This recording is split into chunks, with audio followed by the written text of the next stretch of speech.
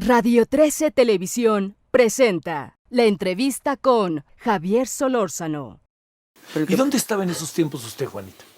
Bueno, yo estuve en Cuba parte del tiempo y después me fui al exilio a Miami. ¿A Miami? Sí. Y en esa etapa, digamos... De Batista, en el de Batista. De Batista, sí. Estaba en Cuba. No, Y bueno, en en Miami recolectando dinero para sus hermanos. Primero en Cuba y en Miami llegué a ocupar el puesto de tesorera del movimiento 26 de julio, Ajá. en el área de Miami. Fíjate. O sea, trabajé muchísimo y en aquella época había un poquito más de armonía y las cosas se podían hacer, se hacían. Ajá. Vaya, claro, no expuestas a las autoridades Claro. de inmigración o de aquella época en Miami que estaban muy vinculadas a Batista también, pero se trabajaba. ¿Cuándo fue la última vez que estuvo en Cuba? Bueno, yo salí de Cuba, yo regresé a Cuba cuando Batista, regresé, aproveché una semana que Batista restableció las garantías constitucionales, yo dije, aquí mismo me voy yo para allá. Y entonces me fui, claro que me criticaron porque me fui. También. Que a la pobre le ha tocado siempre ser el 20 de mayo. Entonces dije, bueno, pues me voy y me fui. Pero estuve, puedo decir, salió en libertad un mes nada más. Ujú. Tuve que de nuevo regresar, esconderme en La Habana. Y después fue cuando me asilé en la Embajada de Brasil los Que últimos ahí 3 vino meses. Ajá. Y sí, que me tuvieron allí como huésped. Yo prácticamente no me pidieron que saliera, como hacen con todos los asilados políticos, tienen que irse en algún momento determinado para el país que le da asilo. Sí, claro. A mí los embajadores fueron conmigo muy generosos y me permitieron que estuviera allí todo el tiempo. Estuvieron con la causa.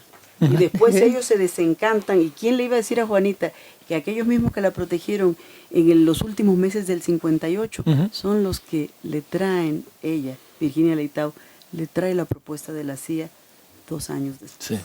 El último día que estuvo usted en Cuba, quería saber, Bueno, 18. yo salí el 19 de junio Ujú. de 1964. La comunicación con la familia se mantuvo, no se mantuvo, se rompió, porque esa es otra cosa. La impresión que uno tiene en la lectura del libro y por otro tipo de documentos es que, quizá para decirlo muy a la mexicana, eran una familia muy unida, era una familia como muy fuerte, muy cohesionada. Gracias quizás. por pensar eso, Sí, porque es la verdad. Sí, esa es la éramos. impresión que tiene. La impresión que uno tiene antes del 59, no, incluso en los años mozos, ¿no? O sea, 60. estas fiestas familiares, estas reuniones siempre juntos, etcétera. Eso debe haber sido también, es otra parte del gran asunto, el rompimiento con quien uno, pues que Sí, es, ha ¿no? vivido toda la parte de la vida, ¿no? Nosotros éramos una familia bien llevada, nos llevábamos bien todos, los padres, los hermanos, todos realmente éramos una familia querida. Mis padres fueron siempre muy generosos con nosotros, se ocuparon mucho de nosotros, trataron siempre de que echáramos para adelante, que estudiáramos, o sea... ¿Había pensamiento social en sus padres, así como la reflexión del país está bien, está mal, pensemos en los pobres, algunas cuestiones que luego le acaban quedando a uno para toda la vida en sus Bueno, familias? mi padre, por ejemplo, yo lo recuerdo, y yo no tengo otra persona que haya conocido tan generosa como era mi padre, con todo lo que él tenía, todo. Él era una persona muy cercana a la gente humilde, muy cercana a los pobres, muy cercana vaya, no resistía que, por ejemplo, en unas navidades se fuera un guajiro sin cenar por falta de recursos para comprar lo que tenía que comprar para la cena navideña. Y así siempre nos demostró ese amor que él sentía por la gente humilde. Pero nos los pasó a nosotros también. Pero lo que usted decía que era lo anticomunista más grande. Ah, sí, también era un anticomunista. Qué cosa, ¿no? Y le salió, Sí. diríamos en México, el Ese chamuco fue en el su gran casa, ¿no? El gran premio Pues lo que de su decía vida. la mamá, lo que dicen las gentes cercanas que están vivas en Miami, a Juanita, que la cuidaron, que decían, si el viejo se despertara, se volvía a meter solito a En la tumba. Sí. Fidel tenía ya un perfil de algo que se podía presuponer de lo que después se convirtió públicamente, ¿o no? Realmente yo por lo menos no lo noté nunca. No lo notó nunca. Fueron ya a medida que él que triunfó la verdad, hasta que triunfó la revolución, hasta que ya se estableció ya el gobierno, que cuando él empezó a dar las primeras señales,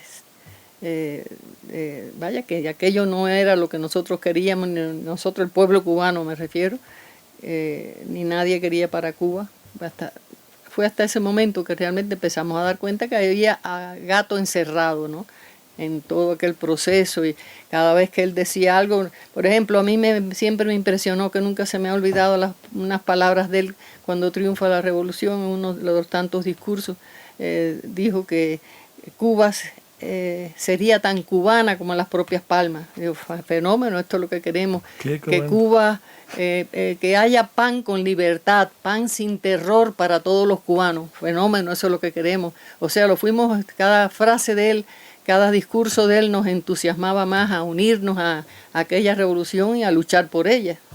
Pero todo fue lo contrario.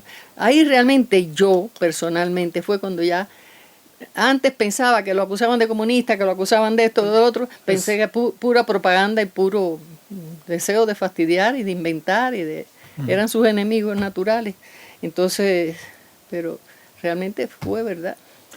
María Antonieta, en esta dualidad que tienes, a ver, mexicana, tú aquí fuiste formada a sabiendas de la solidaridad con el pueblo y la revolución cubana. Así crecimos. Sí, sí, sí. Y así lo creímos. Sí. Además, y en muchos casos yo lo sigo en más de algún sentido pensando, sobre todo cuando se habla de la sociedad cubana. Pero a ver, llegas a Miami y llegas con esa formación, y en Miami hay una especie vista desde México, la reacción de la reacción. Sí. Los más reaccionarios de este planeta. Lo que pasa es que... Y empiezas a construir esa historia, y empiezas a construir y te pasan por enfrente personajes el que yo tú tengo conoces bien, como Gutiérrez Barrios. Como don Fernando, cuando yo Sí. me pongo a ver, o como cuando niña Fidalgo, un escultor que estuvo en Veracruz exiliado, empiezo a ver todo eso, pero también, Javier, tú no te puedes despegar de que yo vivo en un vecindario cubano 100%, en la Sagüecera que le llaman, Sí. y atrás, a un lado, adelante, los maestros, mis compañeras, el cura de mi iglesia, todos dejaron una vida pendiente en Cuba, y no te estoy hablando de gente que pertenezca al exilio que hace ruido hacia la reacción, te estoy hablando de gente que dejó su vida pendiente en aras de lo que pensaban, y entonces empiezas a entender otra parte del fenómeno, y empiezas a conocer a Juanita Castro por el otro lado. Es por eso que yo puedo tener en comparación, me han atacado que porque una mexicana hizo las memorias de Juanita Castro, bueno, que hubieran hecho los cubanos que su intento que yo hice, y entender que a mí no me mataron a nadie en la revolución, que no me quitaron nada, que mis abuelitos no fueron a la cárcel, que no me tuve que ir, y eso me da otra perspectiva. Y entiendo perfectamente la lucha de Juanita. Fue un acto de conciencia que no tenía necesidad de hacer, más que cuando tú la conoces sabes que ella lucha por lo que ella quiere. Que no se fue a vivir a Omaha, Nebraska, es lo que yo les digo cuando la defiendo. Está viviendo hace 45 años aquí. ¿Por qué va a ser infiltrada? Porque se apellida Castro. Se los digo allá en Miami. Y después me pongo a ver que hay un profundo dolor que tú habrás descubierto en el libro, que no es Fidel, es por Raúl, que es en los hermanos el más cercano a ella, el socio de su vida, desde niñitos. Y si tú me preguntaste hace un rato si algo me preocupaba, ella fue muy consciente de que este libro iba a salir por todos lados con su verdad. A mí personalmente, yo secretamente he guardado la esperanza de que algún día, 40 y tantos años de no existir, Raúl y ella por lo menos pudieran hablarse.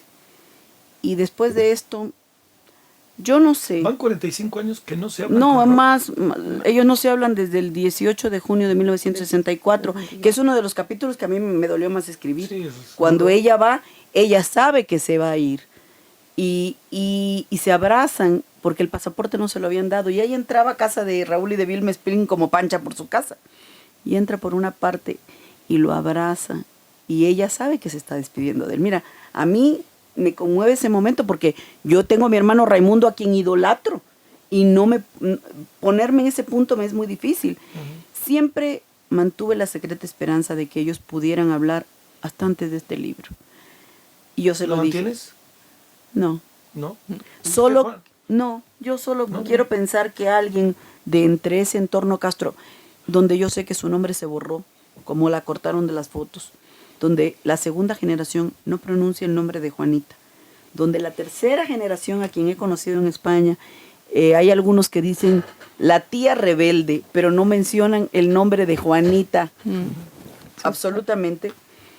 Alguien de ellos le haga llegar a otra parte de la tercera generación y le diga, léelo y ve que no tiene una ofensa. Y vas a conocer, por ejemplo, yo quisiera que Mariela Castro lo leyera. Y va a conocer al papá que ella no conoció, Claro. porque es un hombre de la juventud.